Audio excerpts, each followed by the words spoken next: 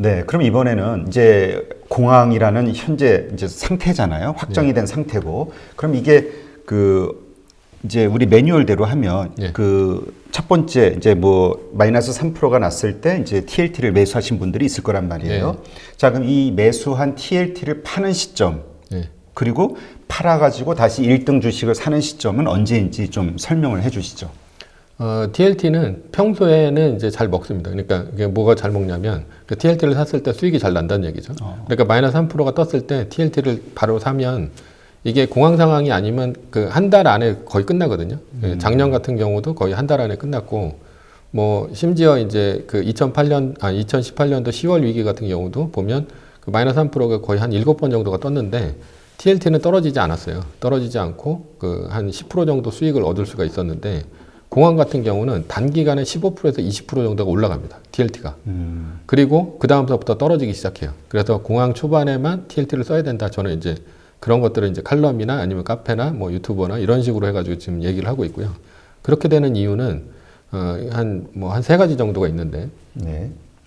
그 TLT 같은 경우가 이렇게 그래프가 이렇게 쭉 올라가는데요. 이때가 네. 언제냐면 2008년도 12월 15일이죠. 12월 15일 날 뭘 했냐면 양적 완화하고 그 다음에 그 제로금리까지 갔습니다. 그러면서 이때 꼭대기를 치고 그 다음에 쭉 내려가기 시작해요. 그러니까 TLT는 그 제로금리하고 양적 완화를 하게 되면 그 다음부터 떨어지는 게 거의 1이다 이렇게 보시면 됩니다. 그래서 그 양적 완화하고 그 제로금리까지 하게 되면 그때서부터 떨어지는데, 그럼 왜 떨어지냐라는 거죠. 네, 왜 떨어지냐?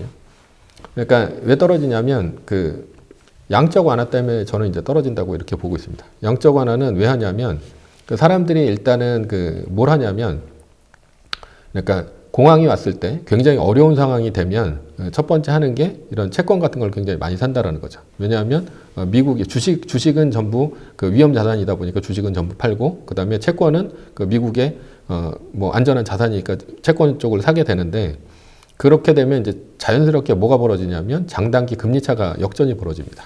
그러니까 장단기 금리차 역전이 뭐냐면 장기채 금리가 더 높아야 정상인데, 그러니까 뭐 3개월짜리보다 뭐 더 많이 쳐줘야 정상인데 오히려 장기채 금리가 떨어지는 거예요. 떨어지는 현상은 이제 장단기 금리차 역전이라고 하는데, 그런 게 왜 그러냐면, 그러니까 예를 들어서 그 10,000원짜리 내가 채권을 갖고 있다라고 했을 때 10%를 준단 말이에요. 그렇게 되면 이제 1,000원이죠. 1,000원인데 평소에는 이제 10년 동안 1,000원을 주기로 한 거죠. 그랬었는데 10,000원짜리를 사람들이 위험하다 이렇게 되다 보니까 사람들이 너무 많이 와가지고 사다 보니까 10,000원짜리가 11,000원에 팔리는 거예요. 근데 이자는 1,000원이 그대로죠. 그러다 보니까 이거는 10%가 아니라 9%가 된 거죠. 9%가 되고 오히려 가격은 올라가는 거죠. 가격은 올라가다 보니까 지금 수익률이 떨어졌죠. 더 많이 사다 보면 2만 원이 되고 이게 수익률이 5%, 4%까지 떨어질 수 있죠.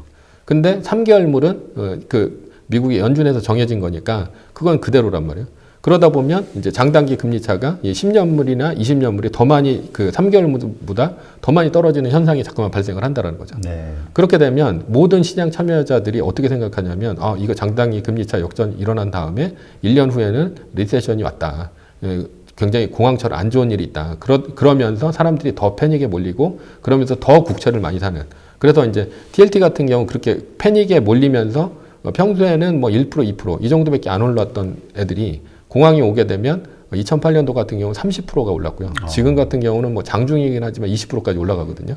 그래서 쭉 올라가는데, 문제는 뭐냐면 양적 완화나 이런 식으로 이제 그 연준 의장이 내가 할 수 있다라고 얘기를 하면 그러면 그때서부터 떨어지는 거예요. 왜 그러냐면 여기서는 그 연준 의장이 양적 완화를 하면서 그 시장에 있는 그 채권들을 사고 팔면서 양적 완화를 하거든요. 그래서 주로 뭘 사냐면 얘네들이 단기채만 사는 거죠. 단기채를 사면 가격이 올라가죠. 그러면서 이제 수익률이 떨어지고, 그러니까 장단기 금리차가 이제 역전이 안 되고 이렇게 커브 자체가 다 그 벌어지게, 그 일드 커브가 다 벌어지게 그렇게 만드는데, 10년물이나 20년물, 특히나 이제 장기채 같은 경우는 많이 팔겠죠. 자기네들이 갖고 있는 것들 어마어마하게 많이 팔면 그 가격이 떨어지면서 수익률이 올라가는 현상이 발생합니다. 그러면서 자연스럽게 3개월물과 10년물, 20년물의 가격 그 수익률 차이가 벌어지기 시작해요.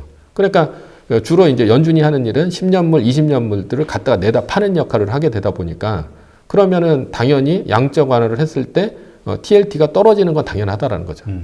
그러니까 이제 12월 15일 날, 그 2008년도 12월 15일 날 급전직하했던 것도 그렇고, 지금도 TLT가 그 데드캣 바운스처럼 쭉 빠지다 다시 조금 올랐다 다시 쭉 빠졌다 이런 식으로 가는 게 그 연준의 양적 완화 때문에 그렇고, 그리고 이미 한 15%에서 20% 정도 벌면 글로벌 플레이어들은 돈 들어가는 게 장난이 아닙니다. 천문학적이에요. 그러다 보니까 그 정도 벌면 이 사람들은 다 던지고 나간다는 거죠. 그러니까 뭐 이익 실현도 하는 거고, 뭐 여러 가지 이유를 통해서, 그래서 저는 이제 이거는 초반에만 써야 된다. 그러니까 그 제가 그 책에다가는 공황이 올 거를 예상을 못했어요. 그러니까 공황에 대한 말들을 많이 써놨는데 그 그냥 TLT를 사서 그 한 달 이제 있어라라고 이제 그 얘기만 있다 보니까 사람들이 그거를 이제 다 지키는 거죠. 예. 그리고 뒤늦게 주식이 이제 많이 떨어지는 날들이 12%막 이렇게 떨어지는 날들이 있으니까 그때 반사적으로 TLT를 많이 샀는데 실질적으로는 그렇지 않다라는 거죠. 그래서 이제 제가 AS로 그 카페나 아니면 유튜브를 통해서 그렇게 얘기를 하고 있습니다. 네. 자, 그러면 이제 그렇기 때문에 이제 TLT가 원래는 이제 이렇게 좀 그 뭐죠, 정상적인 상황이라면은 이제 그 뭐죠, 다음 한 달 달까지 정도는 가지고 갈 수 있는 건데, 그 연준의 어떤 그런 대응책들에 의해서 이게 자꾸 변동이 생기니, 그러면 이제 마이너스 3%가 돼서 TLT를 매수한 분들은 이걸 언제 파는 게 좋다는 거죠? 그러니까 원래는 진작에 팔았어야 되는 거죠. 그렇죠. 네, 이미 진작에 팔았어야 좀 되는 많이 거고. 가격이 올랐을 때 팔아야 그렇죠. 이제 되는 건데, 네. 근데 아직 못 팔았어요. 그럼 지금 들고 있는 입장에서는 언제 파는 게 그나마 좋은가요? 데드캣 바운스 일어났을 때 파는 게 좋습니다. 그래서 12% 빠졌을 때 주식이 12% 빠졌을 때 그때 TLT가 6% 이상 올랐거든요. 예, 그러니까 그럴 때 이제 던지고 나와서 지금은 이제 그 다음 수순을 이제 가는 게 제일 좋다. 예, 그러면 지금 앞으로 다시 한번 나스닥이 크게 하락을 하는 상황이 오면, 그래서 TLT 가격이 올라가는 상황이 되면 그때 다 매도를 해버려라. 그렇죠. 그리고 그럼 일단은 그 다음에는 그럼 매도를 했어요. 그 다음에 그럼 현금이 있을 거 아니에요. 그럼 이거를 투자는 아무것도 지금 하지 말고 그냥 들고 있는 게 나은 건가요? 그러니까 자기가 이제 저는 이제 두 부류로 나누는데요. 첫 번째는 그냥 진짜 손실에 대해서 굉장히 너무 이제 그 히스테리적인 성격을 갖고 계신 분들이 있어요. 1%도 난 손해를 안 보겠다. 불안하고 막 이런. 그러면 이제 그런 분들은 그냥 저는 이제 2달 기다리라고 합니다. 그리고 이제 2달이 지나서도 마이너스 3%가 안 떴다라고 하면, 지금까지 모든 공황은 한 번도 2달이 지나서 마이너스 3%가 안 떴을 때 끝나지 않은 적이 없어요. 그렇기 때문에 2달 정도 기다리면 그때는 거의 끝납니다.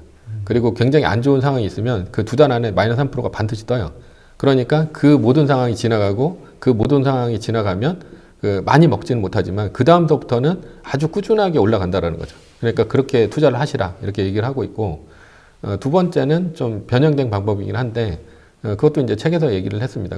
그 뭐냐면 환율과 아니면 그 뭐 말뚝박기라고 하는데 그 저점에 들어가는 거죠. 그러니까 그 저점에 왜 들어가야 되냐면 2011년도 그러니까 2000년 닷컴 버블 같은 경우는 굉장히 좀 싸게 들어갈 기회가 있었어요. 매뉴얼대로 했을 때는. 근데 이게 아까 제가 얘기했듯이 그 코로나 위기가 뭐 치료법이라든가 대응법이 발견이 되면 V자 반등이 일어날 수도 있단 말이에요. 그렇게 되면 2011년도 같은 경우도 신용등급이 위기다 보니까 그 마이너스 3%가 끝나는 구간에 들어가 버리면 오히려 한 2% 정도 비싸게 사더라. 그러니까 그 다음에도 이제 올라갈 수는 있지만, 그러면 이렇게 많이 싸게 떨어졌을 때 살 수 있는 방법이 뭐냐라는 걸 이제 제가 생각을 한 거죠. 그래서 그 첫 번째는 만약에 환율이 오를 수 있습니다.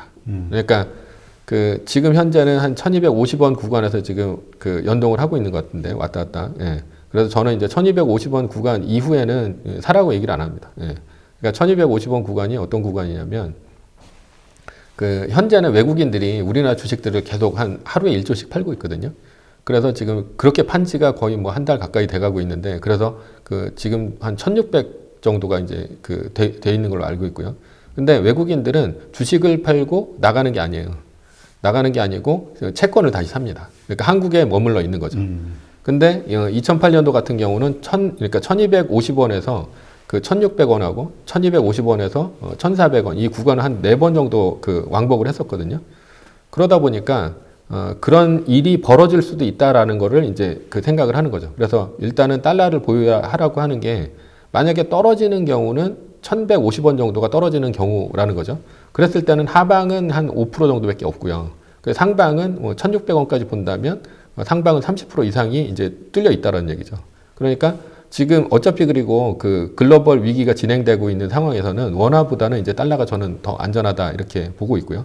그래서 달러를 환전하는 게 제일 좋고, 그리고 1250원 구간까지는 달러를 환전해도 괜찮다. 근데 그 이상이 되면 저는 이제 꼭 권유하지는 않는다라는 거예요. 1250원 구간이 어떤 구간이냐면 그 채권까지 갖고 있던 거를 채권이 손해가 나는 구간입니다. 외국인들이. 그래서 1250원 구간이 뚫려버리면 그 다음부터는 채권까지 다 팔고 나가기 때문에 한국에서는 이제 굉장히 위험한 구간으로 오게 되고, 그래서 요즘에 나오는 얘기가 통화 스와프 이런 얘기가 요즘 바짝 나오고, 어저께도 그 달러 인덱스가 거의 99까지 올라가면서 굉장히 달러 가치가 높아졌었거든요. 그래서 엔화나 아니면 유로에 비해서 1.5%에서 1.7% 정도 올라갔었어요. 근데 한국 원화만 0.7% 사이에서 왔다 갔다 했다라는 거죠.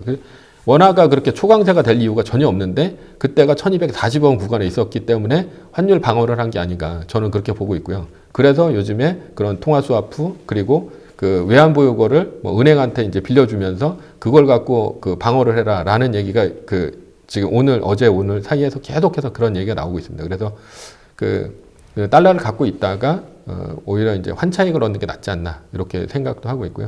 그리고 이제 주식을 투자하는 법도 있습니다. 주식을 투자하는 법은 그 저는 이제 말뚝박기라고 하는데요. 그 말뚝박기가 뭐냐면, 그러니까 그 나스닥의 전고점이 9,817.18 포인트입니다. 그래서 그 요게 30% 구간, 50% 구간, 70% 구간을 정했는데요. 그걸 왜 정했냐면 나스닥이 공항이 왔을 때 최소한 30%는 떨어졌더라라는 거죠. 지금까지 한 번의 확률 정도로 30% 구간까지 떨어졌고요. 50% 구간도 한 번, 그 다음에 70% 구간까지도 이제 한 번 정도가 있었고요. 30% 구간이 두 번이네요. 그래서 아까 이제 V자 반등이 일어나면 나는 그 아무것도 안 한 상태에서 그냥 다시 되게 높은 가격에 주식을 살 수밖에 없다라는 거죠. 그래서 환율로 어느 정도 한 80%는 어느 정도 해지를 하고, 그리고 저는 이제 뭘 얘기를 하냐면 30% 구간에서 한 10% 정도는 자산의 10% 정도는 들어가야 된다. 저는 이렇게 보고 있습니다. 그러니까 30%가 6,872인데요. 어저께 그걸 터치를 했습니다. 터치를 했고 이제 다시 이제 한 6% 정도가 올라갔는데, 오늘 이제 선물이 좀 떨어지는 걸 봐서는 또 30% 구간으로 들어갈 수도 있거든요. 그래서 6,872 정도 됐을 때 지금의 이제 현재 1, 2등은 마이크로소프트하고 애플인데, 이 두 가지를 한 5%씩 한 10% 정도, 자산의 10% 정도는 이제 투자를 해야 되는 게 아니냐, 저는 그렇게 보고 있습니다. 그래서 그렇게 되면 사람들이 또 걱정을 하는 게, 야, 그거 30%에 들어갔는데 내가 보기에는 이렇게 떨어지는 거 봐서는 50%까지 떨어질 것 같다, 그렇게 얘기하는 사람도 있어요. 근데 그게 걱정을, 그러니까 그 한 1% 정도 갖고 굉장히 고민을 하시는 분들은 하실 필요가 없습니다. 근데 나는 한 1% 이상, 한 3% 정도, 이 정도는 빠져도 상관없다. 너무 소심하신데 1% 가지고 그러면? 그런 분들이 있어요. 근데 지금은 보면 지금 뭐 30%지만 개별 주식은 50%, 70% 마이너스는 안 돼도 굉장히 많거든요. 그래서 그 원금이 1억이라고 쳤을 때 만약에 그 30%에 내가 10%를 들어갔는데 50%까지 빠졌단 말이에요. 그러면 손해가 얼마냐? 이걸 제가 계산을 해봤더니 0.29%, 그래서 285만 700원, 아니 7,000원 이 정도가 되기 때문에 1억에 있어서 손해는 10%에 대해서 0.29% 정도밖에 안 났다라는 거죠. 그러니까 근데 50%까지 빠진 거죠. 그렇게 되니까 내 손해는 별로 없으면서 나는 50% 구간까지 어느 정도 나는 낚시질을 한 거고, 그 올라갔을 때의 그런 그 박탈감 이런 것들을 이제 해소할 수 있는 거고요. 그리고 다시 50%까지 빠졌을 때 또 어떻게 하냐? 그때 또 10%를 또 들어가는 겁니다. 그러면 10%를 들어가면 어떻게 되냐? 기존에 이제 70%에 이제 그러니까 30% 빠졌을 때 들어온 애들이 있겠죠. 들어온 애들하고 그 다음에 50%는 이제 0이겠죠. 근데 얘가 그렇게 두 번이 들어갔는데 70%까지 다시 빠진 거예요. 다시 빠지게 되면 그 기존에 30%에 들어갔던 애는 0.57% 정도 손해가 나고요. 그래서 570만 원 정도가 되고, 그 다음에 50%에서 70%까지 빠지면 또 20%가 빠진 거니까 0.29% 돼서 285만 원이 됩니다. 그 두 가지를 합치면 850만 원 정도밖에 안 돼요. 그러니까 10%도 안 됩니다. 그게 70%까지 빠졌는데. 그러니까 한 20% 정도는 모험을 할 필요가 있다는 거죠. 그리고 나머지 80%는 환율 갖고 해칭을 하고. 그리고 이때 당시에 그럼 70%보다 더 빠지면 어떡하냐. 그때 저는 환율을 다 팔고, 저는 이때 이제 몰빵을 들어갑니다. 왜냐하면 70% 이하까지 빠진 적이 거의 없습니다. 예. 그러니까 오히려 이때는 더 돈 버는 기회가 생긴다, 부자가 되는 기회가 생긴다라고 저는 생각하고 있습니다. 네.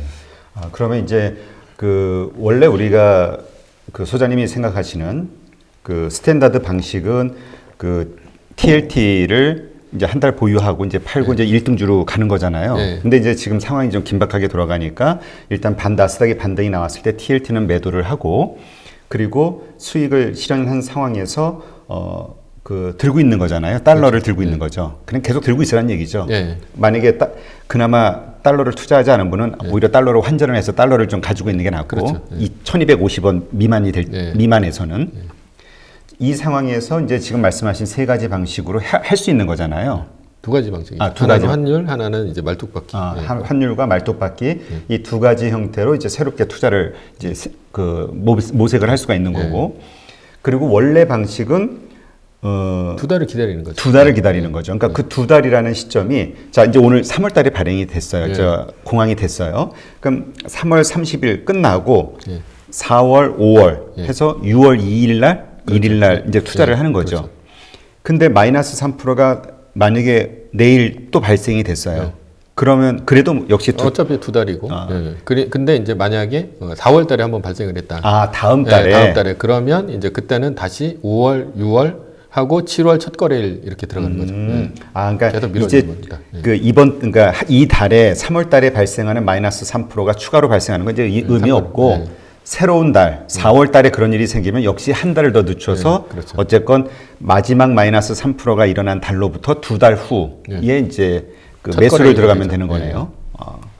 그 매수를 할 때 어떻게 우리 저 소장님은 어떻게 그 한 번에 다 이렇게 매수를 하세요? 아니면 어떤 식으로 분할 매수를 하세요? 저는 이제 회원들한테 꼭 분할 매수를 하라고 그래요. 근데 저는 한 번에 매수합니다. 분할 매수를 하면 그 우리가 분할 매수하는 그 방법도 참 이게 사람마다 다 틀린 것 같아요. 10%씩 열흘에 나눠서 할 거냐, 뭐 30%씩 세 번에 나눠서 할 거냐, 뭐 여러 가지 있잖아요. 소장님이 생각하는 아주 적합한 분할 매수는 어떤 방식이에요? 저는 분할 매수는 안 하는데 사람들한테 얘기할 때는 오르는 날 10%씩 들어가라. 그렇게 떨어지는 게 아니라 떨어질 때 이제 얼마까지 떨어질지 모르니까 오르는 날만 들어가라. 그럼 안심하면서 들어갑니다. 그러면 그 매수를 할 때 우리가 보통 장이 시작할 때가 있고 장 중이 있고 장 마감 직전이 있잖아요. 매수 타이밍을 언제로 보세요? 저는 항상 장 마감. 마감 직전. 그러니까 마감에 자꾸만 들어가라는 이유는 일단은 호재가 떴으니까 올라서 투자를 하거든요. 근데 올라서 투자를 하면 그 이제 호재가 그 장 마감쯤 되면 좀 많이 꺾입니다. 그러니까 처음에 이제 살려고 했던 사람들은 막 사가지고 굉장히 많이 올라가는데 실제로는 장 막판쯤 되면 살 사람들은 다 샀고요. 오히려 떨어지는 경우가 굉장히 많기 때문에 오히려 장 마감에는 좀 싸게 살 기회가 생기고요. 그래서 저는 이제 주로 장 마감에 얘기를 하고 떨어질 때도 장 마감에 하는 게 좋습니다. 왜냐하면 그 굉장히 많이 떨어질 때는 그 미수라고 해가지고 돈 빌렸다가 마진콜 들어오는 애들이 많거든요. 그래서 거의 장막판에 굉장히 폭포수처럼 떨어지는 경우가 많아요. 그래서 저는 그 50분 그러니까 지금 예를 들어서 지금은 끝나는 시간이 이제 5시거든요, 새벽. 그러면 한 4시 50분 정도에 투자를 해라. 그렇게 얘기를 합니다. 30분 정도에 일어나서. 네, 그렇군요. 자, 그러면 이제 이거는 매뉴얼대로 하는 방식에 대해서 우리가 말씀을 나눈 거고요. 자, 이 매뉴얼을 좀 늦게 알았어요. 방송을 늦게 봤거나 아니면은 망설이다가 못했어요. 그래서 지금 현재 뭐 주식을 들고 있는 분들이 있단 말이에요. 뭐 미국 주식이 됐든 국내 주식이 됐든 이런 분들은 지금 어떻게 해야 됩니까? 손절하고 다 매도해야 되나요? 아니면 뭐 들고 있어야 되나요? 저는 이제 사고 파는 거는 본인이 판단해야 된다. 저는 그렇게 얘기를 하고 있습니다. 그렇지, 그거는 기본인데 그래도 그나마 좀 그러니까 그거를 알 수가 없죠. 왜냐하면 미래를 알 수가 없으니까. 알 수 없으니까. 만약에 팔았는데 V자 반등을 해버리면 그 사람한테 잘못 조언을 하게 된 거고. 그리고 만약에 뭐 안 팔았는데 더 많이 떨어지면 그것도 이제 잘못 조언을 하게 된 거니까. 저는 이제 그거를 그 본인이 판단하는 걸로 이제 저는 얘기하죠. 왜냐하면 그건 매뉴얼상이 없거든요. 그러니까 소장님은 항상 그 장이 나스닥이 마이너스 3%가 떨어지는 그 시나리오를 중심으로 해서 그거와 관련된 그런 방식으로만 해라. 그렇죠. 이제 이거죠. 그러니까 우리가 뭐 예측하거나 뭐 어떤 기대감을 갖거나 이래가지고 막 생각을 해가지고 뭐 이렇게 매매를 하는 게 아니라. 알겠습니다. 자, 그럼 지금 TLT를 가지고 있는 분들 매뉴얼대로 해서 TLT를 가지고 있어요. 이제 장이 오르면 이제 매도를 하라고 이제 이야기했잖아요. 근데 좀 계속 빠져. 네. 그래서 지금 마이너스권이 들어왔어. 네. 그래도 장 중에 이렇게 좀 오르는 상황이 나오면 그냥 바로 해야 되나요? 아니면 더 왜 그런 거 있잖아요. 더 많이 오르는 날을 기다리고 계속 참고 기다리는 게 있잖아요. 이것도 뭔가 손절의 어떤 그 데드라인 같은 게 있나요? 뭐 저는 이제 어떤 주식이건 뭐건 간에 일단 그 산 가격에서 10% 정도 빠지면 무조건 손절을 하거든요. 아, 예. 그래서 그 손절 라인은 어느 정도 지켜야 될 것 같고요. 예. 마이너스 10%. 예. 그리고 지금까지 뭐 양적 완화나 이런 것들을 하는 걸로 봐서는 그 TLT가 앞으로는 그 오르기는 좀 힘들다. 예. 저는 그렇게 보고 있습니다. 예. 네, 알겠습니다. 그러면 이제 지금 우리 방송 보고 댓글에 달린 것 중에 보면은 왜 이렇게 자꾸 하락하냐 이런 질문 하시는 분들이 있는데 아까 얘기하셨듯이 지금 연준의 여러 가지 대책들 그리고 수익을 실현하는 차익 실현하는 어떤 투자자들의 이런 것들이 합쳐지면서 이제 TLT는 앞으로 계속 내려갈 수밖에 없다 이렇게 보시는 거죠. 내려가는 게 뭐 지금까지의 이제 패턴이었기 이제까지는. 때문에 저는 그렇게 보고 있습니다. 네, 알겠습니다. 자, 근데 이런 경우 있잖아요. 이게 사람이 심리가 참 묘해가지고 2달을 기다리면 되는데, 뭐 연속해가지고 뭔가 시장에 좋은 뉴스와 함께 막 오른단 말이에요. 그러면 막 이거 막 헷갈리잖아. 이거 들어가야 되나 말아야 되나. 이런 상황에서도 매뉴얼대로 꼭 참고 2달을 지켜야 되나요? 그렇게 하는 게 제일 안전하죠. 아, 그렇게. 아니면 이제 아까 제가 말씀드렸던 방식처럼 한 80% 정도는 좀 환율에 좀 투자를 하고, 그 다음에 20% 정도는 뭐 그렇게 30%나 50% 정도 떨어졌을 때 그때 이제 말뚝을 박아 놓는 게 그게 어느 정도 이제 합리적이다. 저는 그렇게 봅니다. 왜냐하면 그게 2000년 닷컴 버블 같은 경우는 그 좀 올랐다 떨어졌다 하면서 그게 한 봉우리가 한 5개 정도가 이제 올라오거든요. 그러다 보니까 사람들이 오를 때 사고 이제 떨어질 때 팔고 이런 식으로 해가지고 3년 반이 가다 보니까 아마도 이제 그렇게 투자를 했으면 아마도 자기 재산이 거의 날아가지 않을까. 근데 매뉴얼대로 했으면 거의 오히려 굉장히 많이 버는 상태가 되거든요. 그래서 그 모험은 한 20% 정도만 그것도 이제 더 이상 그 30%하고 50% 들어갔으면 그때 더 불타기도 안 하고 물타기도 안 하고 그러니까 더 돈이 안 들어가는 거예요. 그 딱 10% 그다음에 10%만 딱 지켜서 들어가고 더 이제 흥분하지 않고 그렇게 하는 게 제일 중요하다고. 그냥 뭐 욕심에 10%만 들어가야 되는데 20%, 30% 막 넣고 이러면 안 된다 이거죠. 그러니까 저는 이제 그렇게 생각하니까 다른 분들은 이제 본인이 알아서 하시는 거죠. 어쨌든 비율은. 그 우리 매뉴얼대로는 우리 소장님은 그렇게 생각하신다는 거죠. 자, 지금 이렇게 뭐 급등락이 막 반복되는 아주 복잡한 변동성이 엄청난 시장이란 말이에요. 그러니까 이게 투자를 한 사람, 지켜보는 사람도 야, 이거 정말 막 이 가슴이 뛰는데 막 정말 투자자 입장에서는 정말 뭐 잠 못 자죠. 때로는 즐겁고 때로는 불안하고 이러한 변동성이 심한 그리고 낙폭이 큰 장세에서 어떻게 좀 마음을 편안하게 좀 뭐랄까 투자자의 어떤 올바른 투자 마음가짐 어떤 게 좀 필요할까요? 좀 오래 투자를 해보셨으니까. 투자의 마음가짐이 지금 현재 주식을 갖고 있으면 불안하고요. 주식이 없으면 이제 편안하죠. 그러니까 그걸 좀 어떻게 다스릴 수 있는 법 없어요? 없죠. 없어요? 저도 그 2018년도에 그 한 20% 정도가 이제 빠졌을 때 매뉴얼 없이 그때 이제 올라가면서 하고 떨어지면 팔고를 계속 반복을 했습니다. 그러면서 이제 아주 큰 돈을 잃은 적이 있는데 그래서 제가 그때 이제 공항을 전부 연구를 했고 그러면서 이제 공항 매뉴얼이나 이제 이런 매뉴얼들이 나오게 된 건데 그렇게 할 경우가 되게 많습니다. 지금 현재도 아예 이제 한 가지 포지션을 잡고 가는 게 제일 좋다. 주식을 갖고 있는 분들은 어차피 주식이 없으면 마음은 편할 테니까. 그래서 그 버티기를 하면 아주 우량한 기업들은 나중에 다시 올라오거든요. 시간만 걸리지. 그러니까 샀다 팔았다 하지 마시고 그냥 꾹 참고 기다리고 주식창을 안 보는 게 제일 낫다. 저는 그렇게 보고 있습니다. 보통 가치 투자 하시는 분들이 하시는 말씀이 그거잖아요. 언젠가는 다시 시간이 다 해결해 줄 것이다. 정말 우량주. 근데 우린 다 우량주잖아요. 지금까지 얘기하신 것들은. 그렇죠. 그러니까 그런 좀 어차피 기회를 놓치신 분들은 그냥 꾹 참고 버티시는 게 하나의 방법이 될 수도 있겠네요. 가치 투자의 어떤 정석대로. 네, 맞습니다. 네. 알겠습니다. 요즘 시장이 하도 이렇게 세상이 좀 불안스러운 세상이라 오늘 좀 갑자기 우리 조던 김장섭 내일의 부 저자님을 모시고 다시 한번 긴급하게 AS로 지금 상황에 대해서 점검을 하고 어떻게 대응을 해야 될지 한번 알아봤습니다. 이렇게 나와주셔서 고맙습니다. 네, 감사합니다. 네.